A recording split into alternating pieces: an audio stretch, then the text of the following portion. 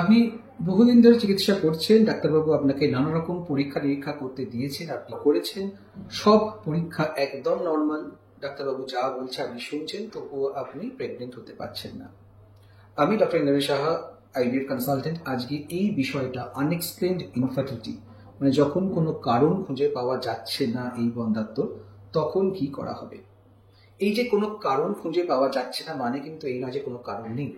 আমরা বেসিক যে টেস্টগুলো করি, মানে হাজব্যান্ড ওয়াইফের যে ব্লাড টেস্টগুলো হয়, ওয়াইফের যে আলট্রাসাউন্ডগুলো হয় এবং যে শুক্রাণু পরীক্ষা হয়, তাতে আমরা দেখি যে ডিমের সংখ্যা কি আছে, প্রত্যেক মাসে ডিম বেরোচ্ছে কিনা, টিউব খোলা আছে কিনা, ইউট্রাসের মধ্যে কোনো ফাইব্রয়েড বা অ্যাডিনোমায়োসিস আছে কিনা, স্বামীর শুক্রাণু ঠিক আছে কিনা, তার গতিশীলতা ঠিক আছে কিনা।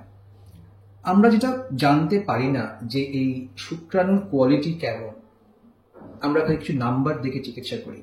আমরা জানতে পারি না এই ডিমের কোয়ালিটি কেমন, এই প্রত্যেক মাসে যে ডিম বেরোচ্ছে সেটা ভালো না মন্দ, এই ভ্রূণটা তৈরি হচ্ছে কিনা, এবং যদি ভ্রূণ তৈরিও হয় জরায়ুর মধ্যে তা প্রতিস্থাপিত হচ্ছে কিনা।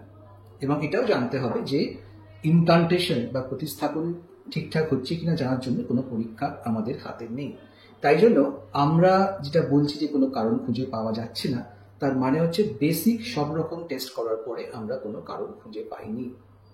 তাহলে কি হবে? যখন আনএক্সপ্লেইনড ইনফার্টিলিটি হয়, আমরা ওষুধ দিয়ে কিছু চিকিৎসা করি, আমরা আইইউআই করতে বলি, কিন্তু মাসের পর মাস আইইউআই করার কোনো প্রয়োজন নেই। এটা খরচাই বাড়বে, প্রেগনেন্সির ক্ষেত্রে খুব বাড়বে তা নয়।